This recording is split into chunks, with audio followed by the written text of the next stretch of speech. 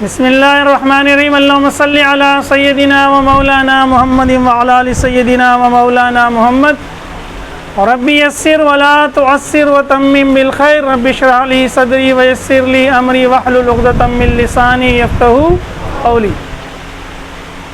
ये question Coulomb's law पे 2007 में आया था। ये कब आया था? 2007 में। तो लॉन्ग क्वेश्चन बनेगा ये 7 नंबर का अगर आएगा तो।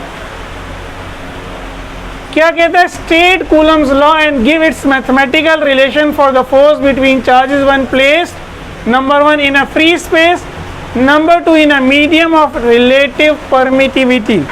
ठीक है, स्टेटमेंट हमने दी कूलम्स लॉ की। Q1 Q2 फर्ज करें, दो चार्जेस हैं, दोनों के दरम्यान डिस्टेंस कितना है? R है। तो कल हमने डिस्कस कर लिया था चार्जेस रेस्ट पे होंगे, Q1 और Q2 क्या होंगे? रेस्ट पे होंगे। तो इनके दरमियान जो फोर्स होगी उसको कहेंगे electrostatic force. Electrostatic force between two static point charges Q1 and Q2 placed at a distance R is, ये कूलम्स लॉ ने कहा था। Number 1 directly proportional to the product of magnitude of charges, Q1 और Q2 का product. Number 2 inversely proportional to the square of distance between charges. ये point charge का word हमने यहाँ यूज किया। पॉइंट चार्ज क्या होता है? अगर चार्ज का मैग्नीट्यूड चार्ज के दूसरे ऑब्जेक्ट से या दूसरे चार्जेस से फासले के मुकाबले में बहुत ही कम है तो वो चार्ज क्या कहलाता है? Point charge. सही है। If the distance between charges is very small, if the distance between charges is very large as compared to the size of the charge is called a point charge. सही है? या if the size of the charge is very small, if the size of the charge is as compared to the distance between the charges, the charge is called a point charge. अब point charge छोटा भी हो सकता है, point charge बड़ा भी हो सकता है। अब मेरे पास एक इलेक्ट्रॉन है और एक प्रोटॉन है फर्ज करें, तो इलेक्ट्रॉन और प्रोटॉन तो बहुत छोटे छोटे होते हैं ना, उनके दरमियान 1 मीटर का फासला है तो भी ये क्या है? पॉइंट चार्जेस हैं। ये इनके साइज से फासला क्या बहुत। लेकिन मैं अगर एक फुटबॉल के बराबर बॉल ले लूँ और उस पर चार्ज स्टोर कर दूँ और एक दूसरा चार्ज ले लूँ कहाँ पर? शेरशाह पर, तो दोनों चार्जेस के दरमियान डिस्टेंस क्या हो गया? बहुत ज़्यादा हो गया। अब ये फुटबॉल भी क्या है? पॉइंट चार्ज है। समझ में आई बात? अगर दो चार्जेस के दरमियान का डिस्टेंस उन चार्जेस के साइज से बहुत बड़ा है, या उल्टा कर कहें कि चार्जेस का साइज डिस्टेंस से बहुत छोटा है, तो वो चार्ज क्या कहलाएगा? Point charge. ठीक है, तो बहरहाल स्टेटमेंट में पॉइंट चार्ज का जिक्र है। अब यहाँ हमने इसकी मैथमेटिकल फॉर्म दे दी। ये फोर्स एक्ट कहाँ करेगी? कल हमने समझा था ये जो लाइन है, जिस लाइन पे हमने इनको मिलाया है, force acts along the line joining the charges of joining the center of two charges. Mathematical form क्या है? let F be the magnitude of the force. F हमने फर्स्ट कर लिया फोर्स का मैग्नीट्यूड है जो दोनों एक दूसरे पर लगा रहे हैं। कल समझा था ना, 1 2 पे फोर्स लगाएगा, 2 मैग्नीट्यूड दोनों का सेम है। अभी सिर्फ उस मैग्नीट्यूड की बात हो रही है। तो नंबर 1 के मुताबिक मैग्नीट्यूड क्या है? डायरेक्टली प्रोपोर्शनल है प्रोडक्ट के मैग्नीट्यूड के, फोर्स का मैग्नीट्यूड, और इनवर्सली प्रोपोर्शनल है स्क्वायर ऑफ द डिस्टेंस के। सही है, दोनों को मिला लिया, इसको इससे मल्टीप्लाई कर दिया। Q1 Q2 multiply by 1/r square Q1 Q2 upon equal लगाया और कांस्टेंट लगाया K, नीचे लिख भी दिया where K is Coulomb's constant.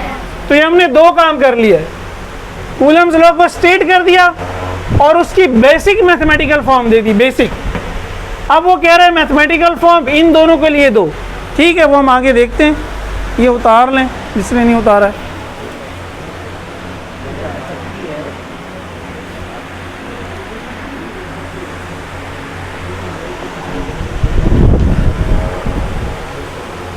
जो इक्वेशन 1 हमने बनाई थी वो तो बेसिक इक्वेशन है किसकी? कूलम्स लॉ की। तो ये हेडिंग हमने डाल दी number 1, medium is free space, जो उसने क्वेश्चन में कहा था। फ्री स्पेस बेसिकली वैक्यूम कह लें, वैक्यूम। वैक्यूम या फ्री स्पेस से मुराद होती है ऐसी जगह जहाँ पे कोई मैटर ना हो, मादा ना हो, ना सॉलिड हो, ना लिक्विड हो, ना गैस हो। नॉर्मली हम जहाँ बैठे होते हैं कमरे में, कहीं एयर होती है हमेशा, एयर को भी आप निकाल लें तो फिर वो क्या कहलाएगी? Free space. ठीक है, तो in order to include the effect of medium constant K is written as के बराबर है 1/4 पाई। इसको पढ़ते हैं एप्सिलॉन। क्या पढ़ते हैं इसको? एप्सिलॉन। ये जो लिखा हुआ है EPSILON, एप्सिलॉन। ई, बाद लोग इसको ई पढ़ते हैं, एक्चुअल में एप्सिलॉन है, ग्रीक वर्ड है। एप्सिलॉन नॉट, अब छापने वाले ये भी एग्जाम में छाप देंगे, ये नहीं छापना भाई, ठीक है। एप्सिलॉन नॉट, तो ये एप्सिलॉन नॉट हमने कहा कि जब फ्री स्पेस मीडियम होगा तब हम के को इस तरह लिखेंगे। तो जब के को इस तरह लिखेंगे, एप्सिलॉन नॉट होता क्या है? Permittivity of free space. Permittivity of, सिर्फ नाम रट लें अभी, परमिटिविटी क्या होती है ये भी देखते हैं। इस के की वैल्यू को अगर मैं इक्वेशन 1 में रख दूं, इक्वेशन 1 क्या थी? F इज इक्वल टू के Q1 Q2 upon R square.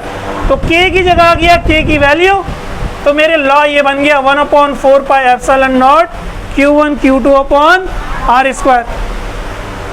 Medium as is a dielectric, जब मीडियम जो है चार्जेस के दरमियान जो मीडियम है वो डाइलेक्ट्रिक हो जाए। डाइलेक्ट्रिक किसको कहते हैं? इंसुलेटर को। नीचे मैंने लिख भी दिया, if the medium is an insulator called dielectric, के इज रिटन एज। अब के को मैं एप्सिलॉन नॉट भी एप्सिलॉन कहूंगा, वही एप्सिलॉन, लेकिन वो नॉट भी हट गया, वो नॉट भी। तो अब फोर्स चेंज हो जाएगी, कांस्टेंट भी चेंज हो जाएगा, इसलिए मैंने इसको नाम दे दिया के प्राइम। क्या नाम दे दिया? के prime. 1/4 pi epsilon not. Equation में दोबारा वैल्यू रखी, के की जगह आ गया 1/4 pi epsilon Q1 Q2 upon R square अपनी जगह पे, इसको नाम दे दिया एफ प्राइम। अब देखिए ये एप्सिलॉन नहीं, एप्सिलॉन नॉट है, इन दोनों की वैल्यू अलग होगी, तो इस फोर्स की और इस फोर्स की वैल्यू क्या होगी? अलग होगी। तो मीडियम का इफेक्ट हमने क्या कर दिया? फोर्स में इंक्लूड कर दिया। लेकिन इस एप्सिलॉन को लिखने का एक और तरीका है, साइंटिस्ट उसी को प्रेफर करते हैं, उसकी एक रीज़न है, पहले वो तरीका समझ लें।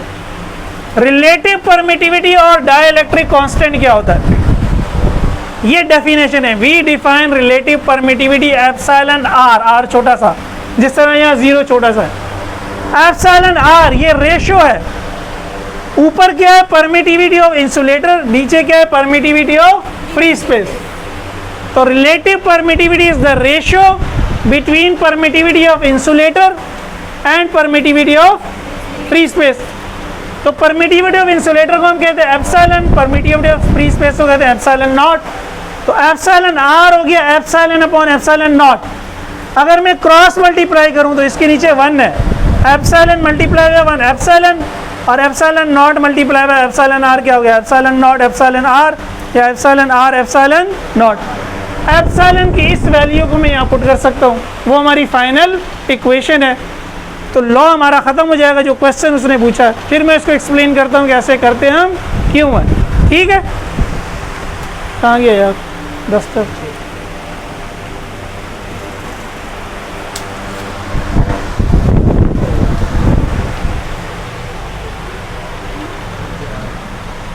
कोई बात नहीं, आराम से। तो अब हमने इक्वेशन 2 में एप्सिलॉन की वैल्यू पुट की, तो इक्वेशन 2 हमारी हो गई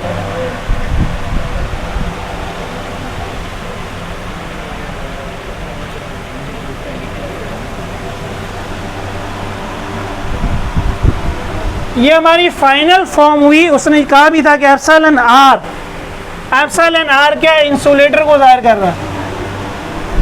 ठीक है, क्लियर है सबको? ये उतार लें, फिर इस पर थोड़ी डिस्कशन करते हैं। देखिए यहाँ तक हमने देख लिया था, हमारा वो क्वेश्चन एंड हो गया यहाँ पे। ठीक है, अब ऐसा क्यों किया हमने? कुछ समझने के लिए चंद चीज़ें वो हम दोबारा देख रहे हैं। ये हमारी फोर्स की बेसिक इक्वेशन थी, के Q1 Q2 upon R square. ठीक है, हमने कहा कि अगर यहाँ से मैं K निकालना चाहूँ कि ये K कांस्टेंट क्या होगा, तो R इससे आगे मल्टीप्लाई हो गया, तो K बराबर हो गया F multiply by R square upon Q1 Q2। अब फर्ज करें मैं एक एक्सपेरिमेंट करता हूँ जिसमें मैंने R ले लिया 1 मीटर, Q1 और Q2 दोनों ले लिए 1 कूलम। यह मैंने वैल्यूज पुट कर दी, R क्या हो गया 1, Q1 भी क्या हो गया 1, Q2 भी क्या हो गया, तो K किसके बराबर हो जाएगा, K किसके बराबर हो जाएगा, F के। बाकी सारी चीज़ें तो 1 हो गई ना। तो K को यूँ डिफाइन भी कर सकते हैं कि कांस्टेंट K क्या है, it is the force between two charges of 1 coulomb when placed at a distance of 1 metre. K is the force between two charges of 1 coulomb when placed at a distance of 1 metre. इस तरह समझिए experiment से K calculate किया जा सकता है। K क्या किया जा सकता है, कैलकुलेट। अब 1 कूलम चार्ज भी बहुत बड़ा चार्ज होता है, वो हम देखते हैं। अब इसकी वैल्यू क्या होगी, वैल्यू एक्सपेरिमेंट से निकाल ली, फर्ज करें 9 × 10⁹ किसके लिए, फ्री स्पेस के लिए। यूनिट क्या होगी, जो फॉर्मूला, फॉर्मूले में F है, F की जगह क्या आएगा न्यूटन, R का स्क्वायर है, R क्या डिस्टेंस, डिस्टेंस की जगह क्या आएगा मीटर, तो न्यूटन मीटर स्क्वायर अपॉन में Q1 की जगह क्या आएगा कूलम, Q2 की जगह भी क्या आएगा, तो कूलम मल्टीप्लाई बाय कूलम क्या हो गया, तो ऊपर आया न्यूटन मीटर स्क्वायर, नीचे आया कूलम स्क्वायर, तो K की यूनिट हो गई न्यूटन मीटर स्क्वायर पर कूलम। समझ आया यूनिट कहाँ से। अब K जब ये आ गया तो हमने कहा अब जो है ना हम लॉ की तरफ आते हैं। K के थोड़े से हम कान मरोड़ते हैं, कान को इधर से नहीं पकड़ते, कान को इधर से पकड़ते। हमने कहा भाई K 1/4πε0 होगा। ε0 क्या होगा, अगर यहाँ से अब आप ε0 निकालें, K को 9 × 10⁹ पुट करें तो ε0 ये आ जाएगा। समझ रहे, K निकाल लिया ना, 4 क्या है कांस्टेंट, पाई क्या है, अगर K यहाँ पुट करूँ तो ε0 आएगा। K अगर यहाँ पुट करूँगा तो ε0 निकाल सकते हैं, वो ये निकलेगा, वो ये निकलेगा, सही है। और ये नीचे है ना उलट जाएगा, ε0 इधर आएगा, K इधर आएगा ना बेसिकली, तो ε0 होगा 1/4πK, तो K की यूनिट उलट जाएगी, यूनिट क्या होगी कूलम स्क्वायर पर न्यूटन मीटर स्क्वायर। समझ आया। यानी अगर मैं लिखूं भाई के है 10 या मैं लिखूं 2 और मैं लिखूं 10/5, तो क्या फ़र्क है दोनों में, दोनों क्या हैं, दोनों क्या हैं, सेम है ना।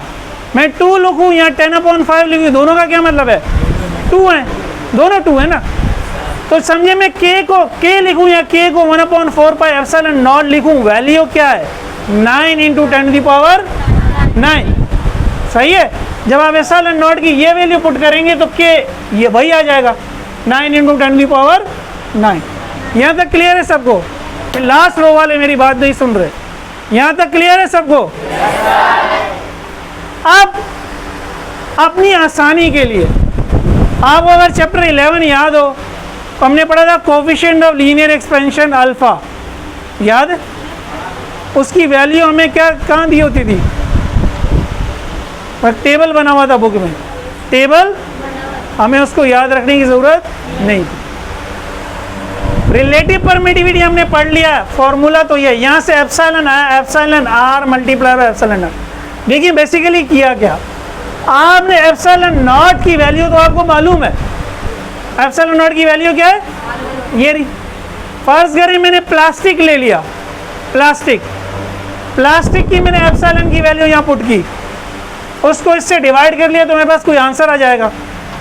फर्ज करें 2 आ गया, मुझे याद नहीं है प्लास्टिक का क्या है, 2 है या 2.5 है, तो अब मुझे ये याद रखने की ज़रूरत नहीं है। मैं ये कहूँगा कि एप्सिलॉन आर क्या होता है 2, इसका प्लास्टिक का।